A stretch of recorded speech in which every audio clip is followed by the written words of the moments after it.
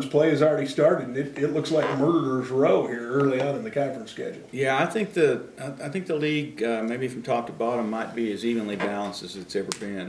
I think the teams that haven't had a lot of postseason success are right there nipping at it this year, and I think I think the top teams are pretty well balanced.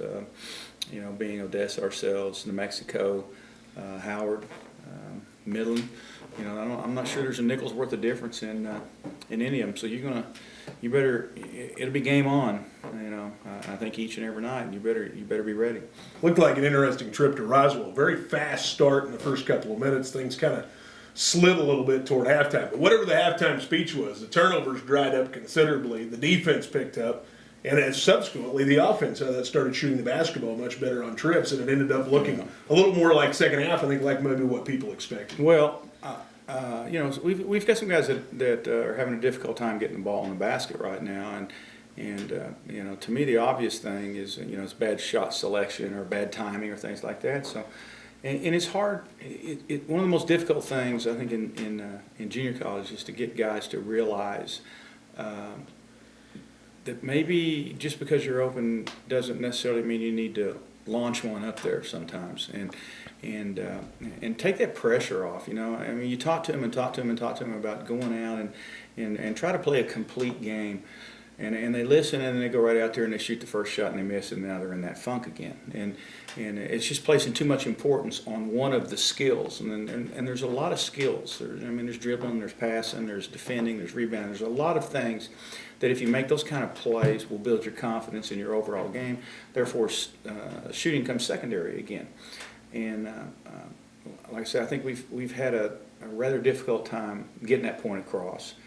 It's no different than any other team or any other personality that I've ever had, except at this point we just keep launching them, or we have. And we did a little bit, I think, at New Mexico military. And we got up, 22-4 or something like that, and then Ryan gets a couple fouls, and so we have to start making some substitutions. Well, who do you go to? You go to the guys that are in a slump, and so you bring them out there on the floor, and then here we go again. History repeats itself. So, we've really been working on it, but it remains to be seen whether we've got anything across to them or not. I really thought in some of those possessions, back half, you did move the basketball pretty well. You saw your post players get involved, I think, a little bit more. You saw a little more inside, outside. Maybe not the dribble penetration we'd normally see from this team, but I thought you moved the ball better at times. Well, they were down in numbers, and so they set back in a pretty ineffective, in all honesty, 2-3 zone, and the middle was open. But so was one pass to the wing. It was open too, and that's what we had to try to get them. Hey, let's make 4 or 5 passes. Let's let everybody touch the ball on a possession, and see what you come up with. And now they're shooting jump shots. We call it inside out shots, and the ball's coming directly at them, and they're catching and looking straight at the rim instead of going the other way.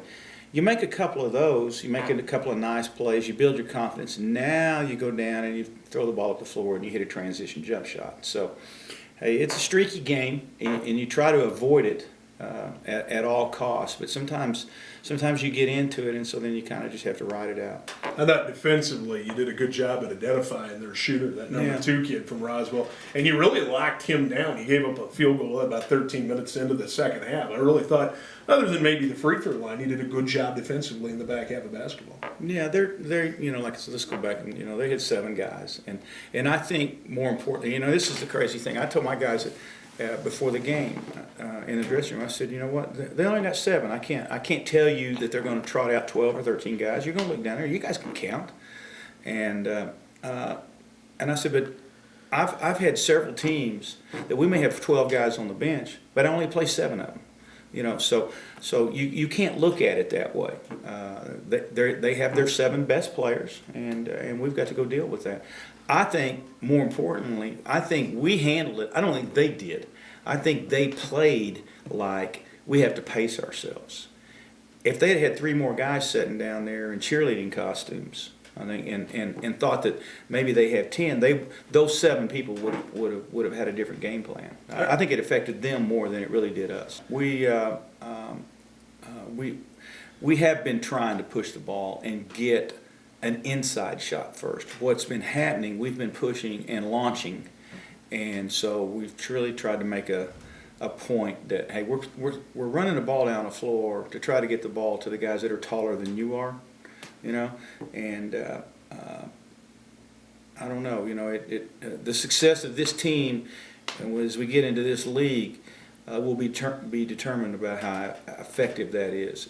If we continue to think that our attack is from the outside in, then we're going to struggle. It's got to be the other way around. Yeah, what's some of the keys to Midland coming into this ballgame? Well, they're not as big as we are. They're not an inside-out team.